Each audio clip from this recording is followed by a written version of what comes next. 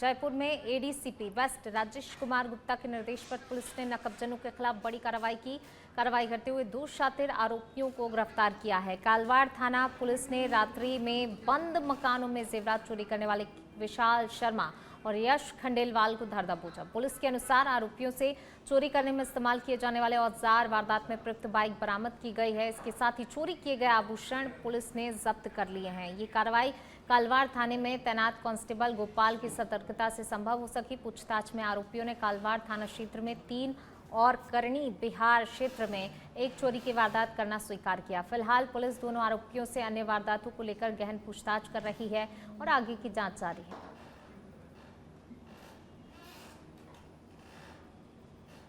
सीकर के लक्ष्मणगढ़ से खबर, दोपहर को अचानक धूल भरी आंधी आई। लोगों ने दिन में रात जैसा नजारा देखा। धूल भरी आंधी के बवंडर से जनजीवन अस्त व्यस्त हो गया है। धूल भरी आंधी के कारण यातायात की रफ्तार भी धीमी पड़ गई है। तो देखिए, दिन में ही कई लोगों ने अलग अलग क्षेत्रों में जो है जिस तरीके से आंधी आई है, दिन में ही रात जैसा नजारा लोगों को देखने को मिला है। ये तस्वीरें आप देखिए, लोगों ने दिन में ही रात जैसा नजारा देखा। इस भयंकर आंधी की वजह से, धूल भरी आंधी के बवंडर से पूरा जनजीवन अस्त व्यस्त हुआ है। और ऐसी तस्वीरें सिर्फ किसी एक क्षेत्र से नहीं, कई क्षेत्रों से ऐसी तस्वीरें लगातार सामने आई हैं। राजस्थान के कई हिस्सों में इसी तरीके की तस्वीरें दिन में जो है लोगों को रात जैसा नजारा देखने को मिला है। तो धूल भरी आंधी के चलते यातायात की रफ्तार भी धीमी पड़ गई है। जनजीवन भी पूरी तरह से अस्त व्यस्त हो गया है। ये देखिए किस तरीके से जो है धूल भरी आंधी आई, बवंडर आया और इसके चलते जो है लोगों का जनजीवन अस्त व्यस्त हुआ, यातायात प्रभावित हुआ। काफ़ी ज़्यादा परेशानी लोगों को झेलनी पड़ी इस भयंकर आंधी की वजह से। धूल भरी आंधी के चलते जो है आप देखिए, दिन में ही ऐसा लग रहा है कि जैसे रात होने को है। लोगों ने दिन में रात जैसा नज़ारा देखा है।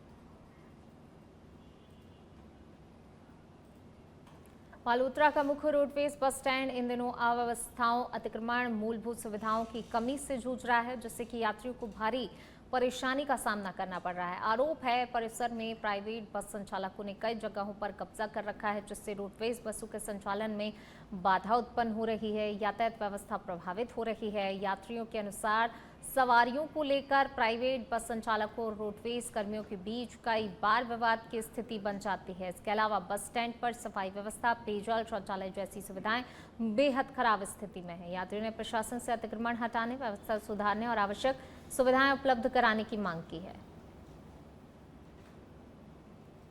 स्थिति है यहाँ पर सुलभ शौचालय की? मैं अंदर आया हूँ, फ्रेश होने के लिए बोल रहे बंद है। अच्छा, बंद है। और इधर बोल रहे ये लेडीज का है। अच्छा, वास्तविक स्थिति क्या है यहाँ पर? एक्चुअल में मेरे को वो दिक्कत थोड़ी ज्यादा है, तो मैंने कहा भाई थोड़ा एडजस्ट कर ले, खाली हो तो मैं लेडीज में चला। हाँ, ये एनी टाइम बंद ही रहता है। बंद रहने का कुछ कारण? काम चल रहा है, इसमें रिपेयरिंग हो रही है। कितना टाइम चल? 2 महीने तो हो गए मेरे को देखते देखते रिपेयरिंग। इसको पता देखा है?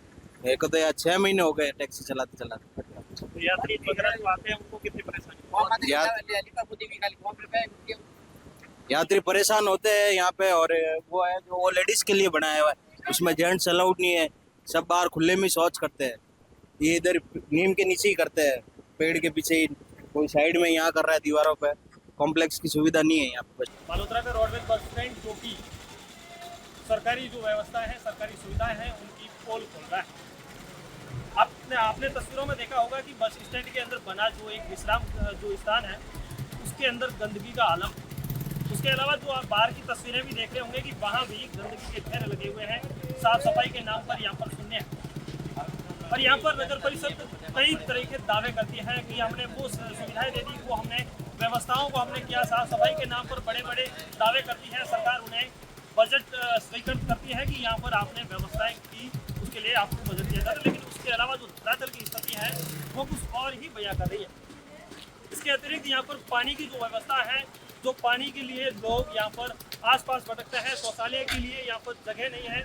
और यहाँ पर एक तरीके से ये एक शौचालय जो कि खुला पड़ा है, लोग सड़क पर पेशाब कर रहे हैं, सड़क पर शौच कर रहे हैं। और यहाँ महिलाओं के लिए जितना आप ये बस स्टैंड सुरक्षित मानते हैं वो इतना है। ये बालोतरा जिले का रोडवेज बस स्टैंड है। हालांकि ये रोडवेज को सुपुर्द नहीं किया है, अभी तक नगर परिषद के अधीन है। लेकिन यहाँ की व्यवस्था पूरी तरीके से सरबराह गई है।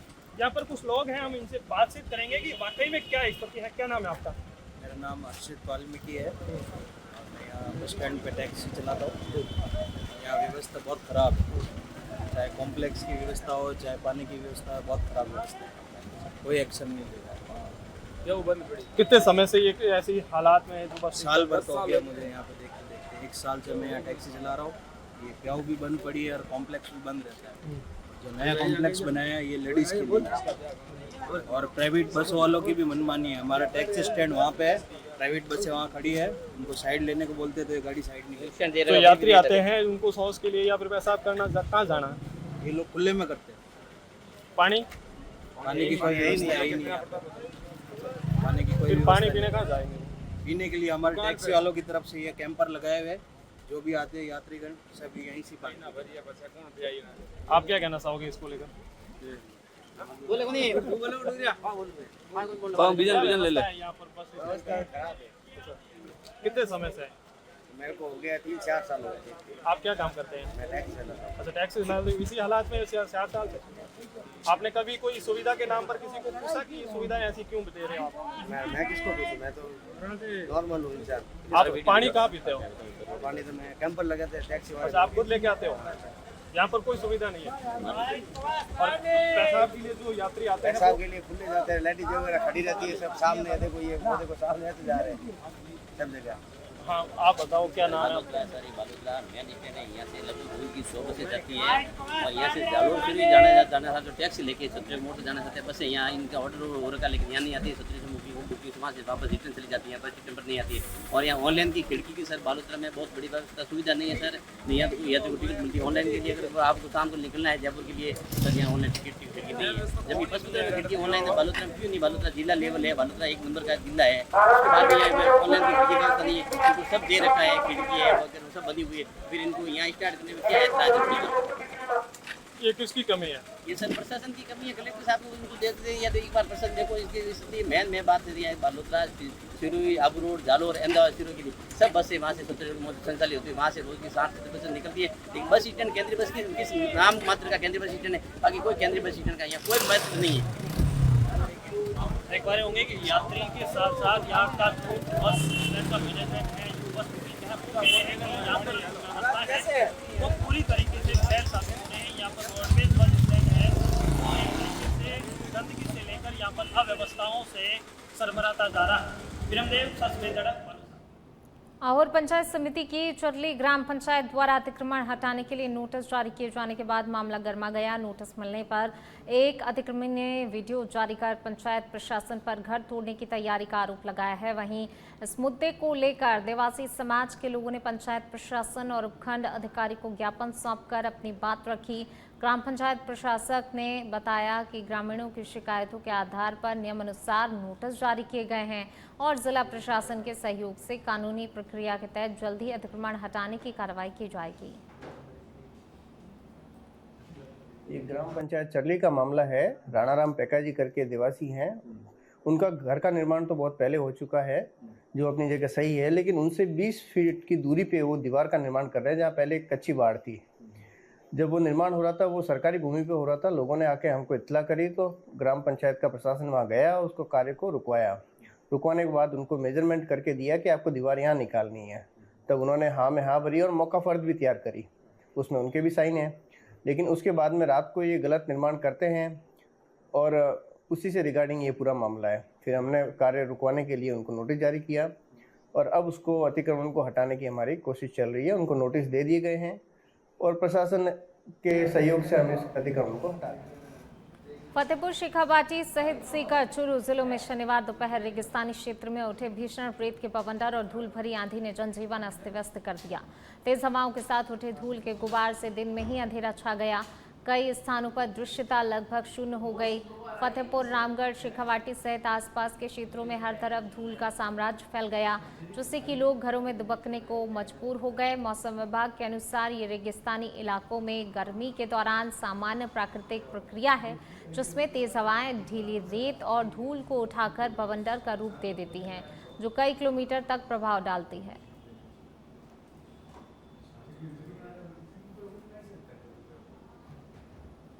प्रतापगढ़ जिले के रठांजना थाना पुलिस और जिला स्पेशल टीम ने संयुक्त कार्रवाई करते हुए अवैध हथियारों के खिलाफ बड़ी सफलता हासिल की है। पुलिस ने नाकाबंदी के दौरान एक संदिग्ध टाटा टियागो कार को रोककर तलाशी ली, जिसमें कि 2 अवैध पिस्टल, 1 मैगजीन बरामद हुई है। मौके से 4 आरोपी गिरफ्तार किए गए हैं। वाहन को जब्त कर लिया गया है। पुलिस को सूचना मिली नीमच की ओर से अवैध हथियारों की सप्लाई की जा रही है, जिसके आधार पर कार्रवाई की गई। गिरफ्तार आरोपियों से पूछताछ जारी है। हथियारों के स्रोत और नेटवर्क की भी जांच जारी है। बांसुर कस्बे में बीती रात चोरों ने 3 दुकानों को निशाना बनाते हुए चोरी की वारदात को अंजाम दिया। राजकीय सेठ चिंटूलाल धन्नालाल सीनियर सेकेंडरी स्कूल के सामने से दुकानों में चोरों ने ताले काटे। हालांकि 2 दुकानों में सेंटर लॉक होने के कारण वे अंदर प्रवेश नहीं कर सके। वहीं मनोज किराना स्टोर से चोर नकदी और किराना का सामान लेकर फरार हो गए। सीसीटीवी फुटेज में एक चोर शटर उठाकर अंदर घुसते और कैमरे की लाइट हटाते हुए दिखाई दिया है, जिसके बाद रिकॉर्डिंग बंद हो गई। हालांकि कुछ सेकंड के फुटेज में उसका चेहरा स्पष्ट दिख रहा है। घटना के बाद व्यापारियों में आक्रोश है और उन्होंने पुलिस की रात्रि गश्त पर सवाल उठाते हुए आरोपियों की गिरफ्तारी, सुरक्षा व्यवस्था मजबूत करने की मांग की है। की घटना रात को 1:18 पे हुई है, जो कि हमारे सीसीटीवी कैमरे में उसकी फोटो और ये टाइम रिकॉर्ड है। और हमारे गले में से 10-10 की 3-4 गड्डियां, एक 20 की गड्डी और कुछ बादाम के पैकेट, एक बीड़ी का पुड़ा, ये तो हमारी नज़र में है जो गया हुआ है। और ये रात को यानी हमारे बगल में भी एक इलेक्ट्रिक की दुकान है, एक किराने की दुकान है, उन दोनों के ताले तोड़े हैं और मेरी दुकान के दोनों ताले उनसे टूट गए। वो अंदर घुसा है, उसने आते ही सीसी फुटेज के जो पावर प्लग है इसको उपाड़ा है और फिर उसने सीसी फुटेज उसके बाद की नहीं है। बाकी उसका चेहरा आ रहा है, जवान लड़का है। और ये रात को 1:18 की बात है। ये अरसोरा रोड है जी। यहाँ पे आए दिन चोरी की वारदातें होती रहती हैं। बाकी हमें कुछ नहीं लगता है, यहाँ प्रशासन की बहुत ज्यादा कमी है, कोई गश्त वगैरह का काम नहीं है और प्रशासन की अनदेखी दुकानदारों के लिए हमेशा के लिए घातक।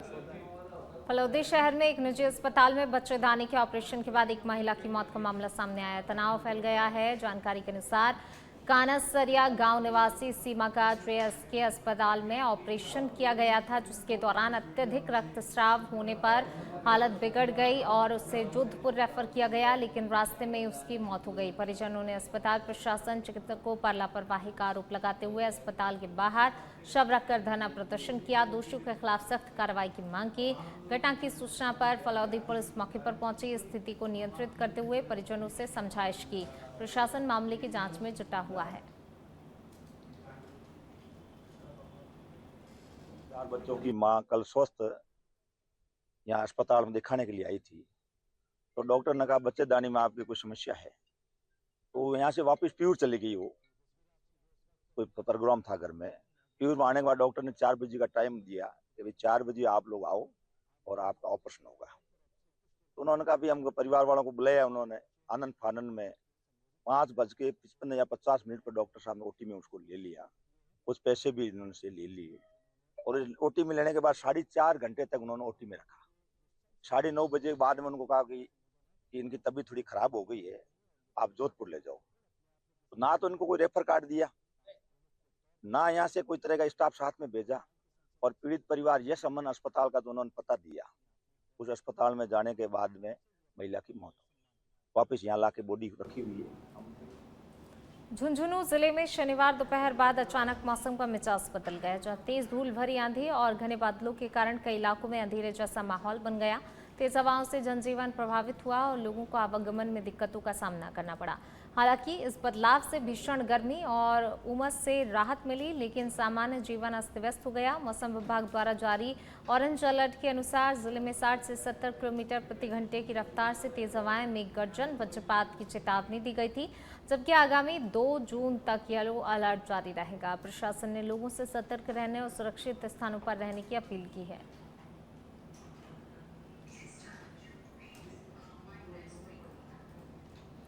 अजमेर के किशनगढ़ में नया बस स्टैंड स्थित वैष्णो देवी पुलिया के पास रिफाइंड पाम ऑयल से भरा हुआ टैंकर अनियंत्रित होकर पलट गया, जिससे हाईवे पर लंबा जाम लग गया। अफरा तफरी मच गई। बताया जा रहा है कि गांधीधाम से नोएडा जा रहा ये टैंकर रॉन्ग साइड से आ रहा था, तभी हादसा हो गया। टैंकर पलटने से बड़ी मात्रा में तेल सड़क पर फैल गया, जिससे कि यातायात पूरी तरह बाधित हो गया। सूचना पर पुलिस और दमकल की टीम मौके पर पहुंची। क्रेन की मदद से टैंकर हटाकर यातायात बहाल करने के प्रयास शुरू किए गए।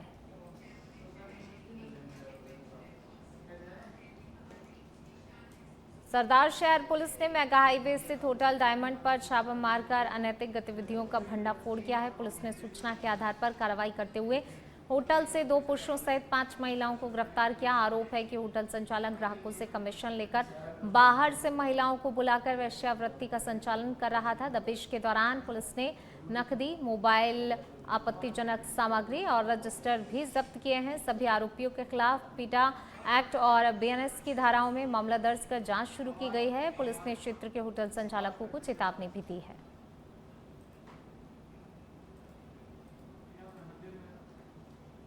भिवाड़ी शहर में स्पा सेंटरों की आड़ में कथित अवैध गतिविधियों के खिलाफ पुलिस ने शनिवार को बड़ी कार्रवाई की। रॉयल प्लाजा और जेनेसिस मॉल स्थित कई स्पा सेंटर पर एक साथ छापेमारी कर पुलिस ने 27 युवतियों और 6 युवकों को हिरासत में लिया। कार्रवाई के दौरान दोनों स्थानों पर अफरा तफरी मच गई। मटिला चौकी और भिवाड़ी मोड़ चौकी की संयुक्त टीम ने 20 से अधिक पुलिसकर्मियों के साथ अभियान चलाया। सभी को पूछताछ के लिए पुलिस चौकी लाया गया है, जहां पर उनके दस्तावेज गतिविधियों की जांच की जा रही है। पुलिस के अनुसार लंबे समय से मिल रही शिकायतों के आधार पर कार्रवाई की गई है और जांच में अनियमितताएं मिलने पर कानूनी कार्रवाई की जाएगी।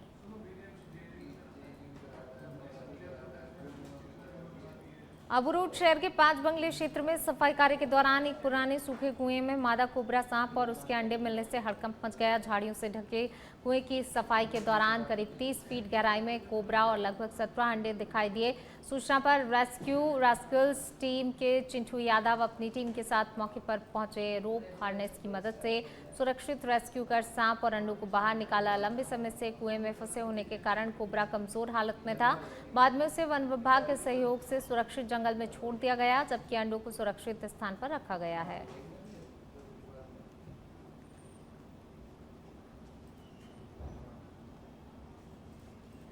चलिए इसी बीच शुरू करते हैं अगली खबर का। पश्चिम बंगाल से बड़ी खबर आपको बता रहे, सोनारपुर में टीएमसी सांसद अभिषेक बनर्जी पर हमला।